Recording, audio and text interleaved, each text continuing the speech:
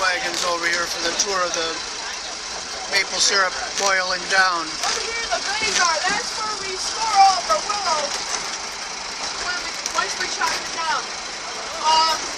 We're gonna stop here and we're gonna get off at cauldron. Head over to the cauldron. Okay.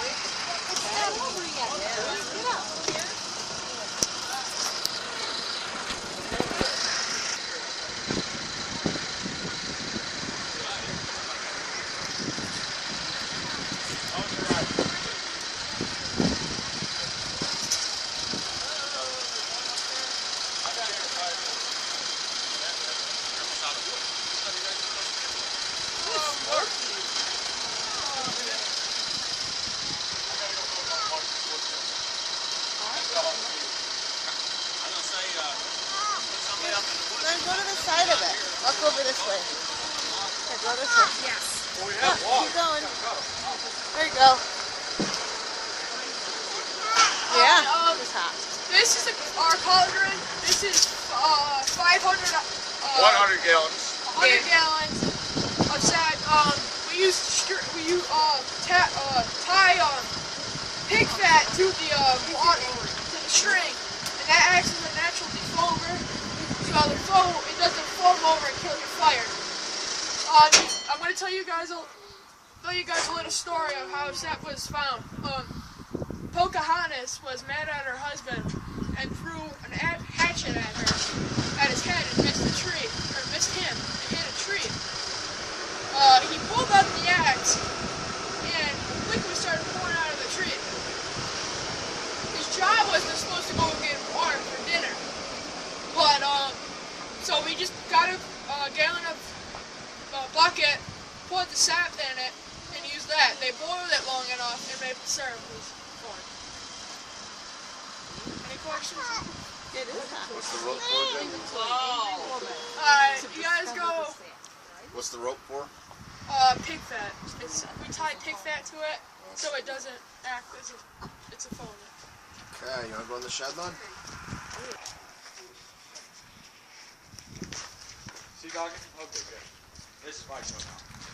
Alright, so, as I hope he explained, with the willow. If you look straight back, that's our willow. And notice out of them pine trees, it's a 3.36 something acre lot.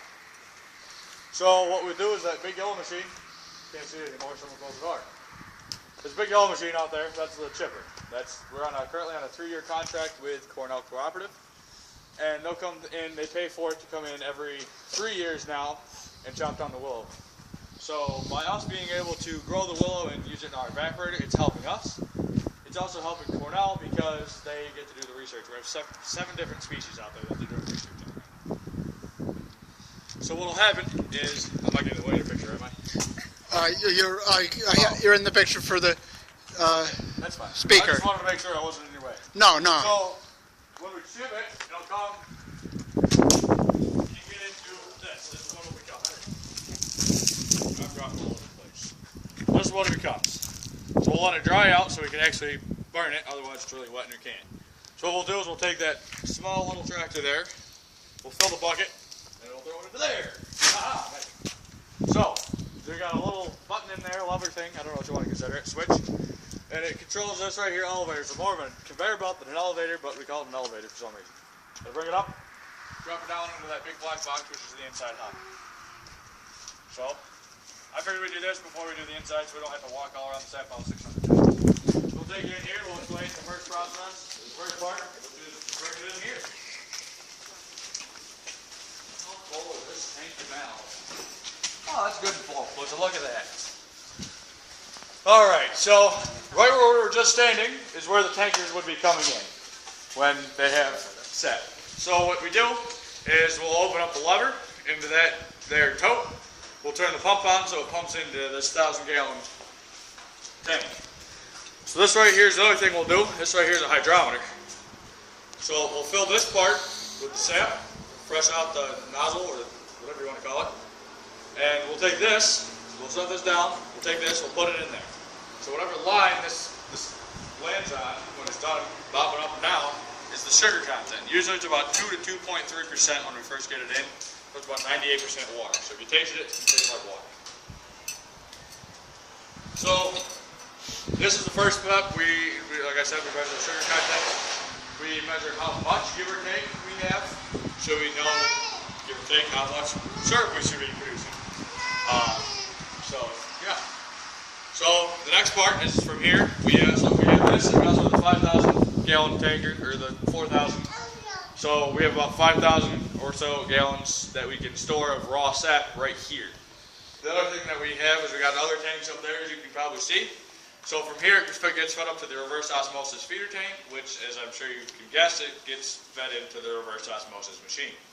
So now what that does is it takes the sap, puts it through a membrane at a really high pressure, so that some of the water gets out. So when it starts that, it's around, like I said, 2% sugar. When we get it here, when it comes out, it's about 12 to 16% sugar. So it's quite a difference, and it actually really cuts down on our boiling time. So I'll take you in there, I'll show you that, and then we're going to stand right out in front of the evaporator so I can explain that, and then we'll go to the bottling room. Okay. So when we're done in there, we're going to stand right here.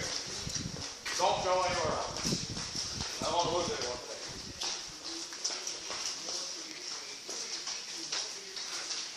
Come on. I don't bite. It's hard.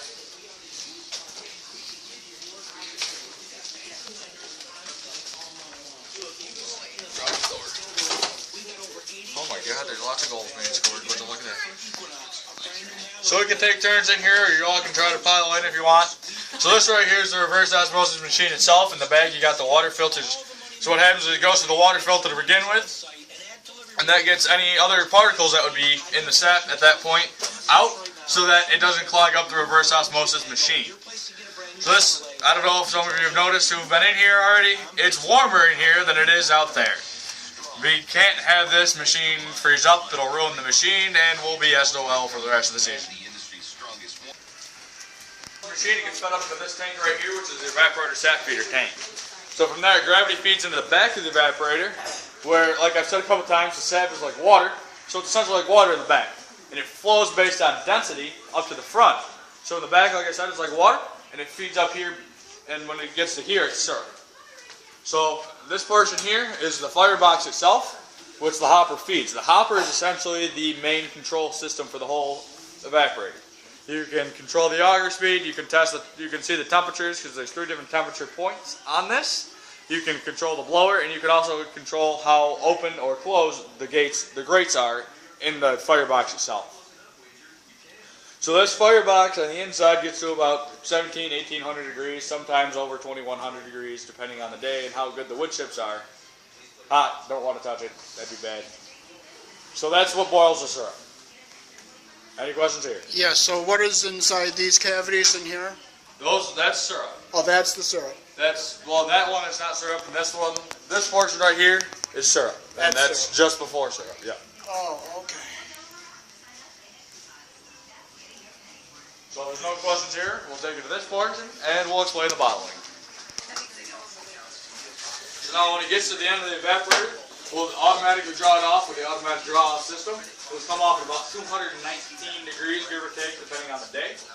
It'll come out, and we'll pump it over into this tank. This is essentially just a holding tank. It'll hold 40 to 60 gallons. I don't actually know how much it holds. We kind of just pump it in. When it's full, we pump it out.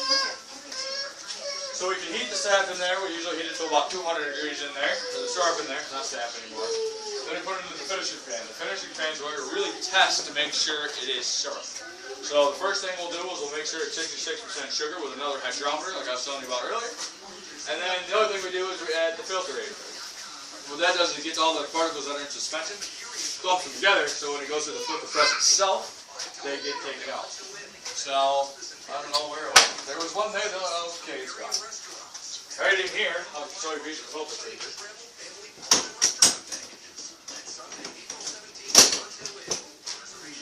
So, this looks pretty thick. Doesn't really look like stuff can pass through. That's kind of the idea. The syrup itself will pass through, but all those particles that are all clumped together will no longer be able to pass through this. I'm going to hang this here. So this right here is the filter press. As you can see, it's clear. So if you want to look at what was in the syrup before we go and bottle it for you, It's right in these bigger cavities here, you can see. That's all the stuff that was in there. You're welcome for taking it out. So the other thing, and then we'll put it in the bottling machine itself, where we'll bottle it at 180 degrees.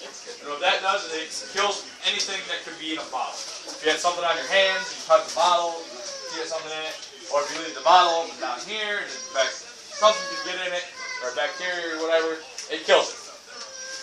So then, the other thing we'll do with the bottling area is we'll get a batch. It's essentially just a sample, and this is how we grade. So we'll take this, and the first part of the grading, put it in here. What we'll do is we'll hold it up to the light, like so, and that's how we grade it. Not anymore, it's how we used to. This is the old way of doing it. We'll do this to see how it matches up with the light transmittance test. Because now with the new grading system, as you can see the signs there and there, we now have to do light transmittance. I don't know what that fancy machine is, but you put a little bit of syrup in, you hit the button, and it tells you what the light transmittance is. Now there's a certain range, as this piece of paper will explain to you, of what is and what is not considered certain grade of syrup, according to light transmittance. Any questions? Well, it looks a lot lighter. Or is if we decide to mix different grades to get the color we want.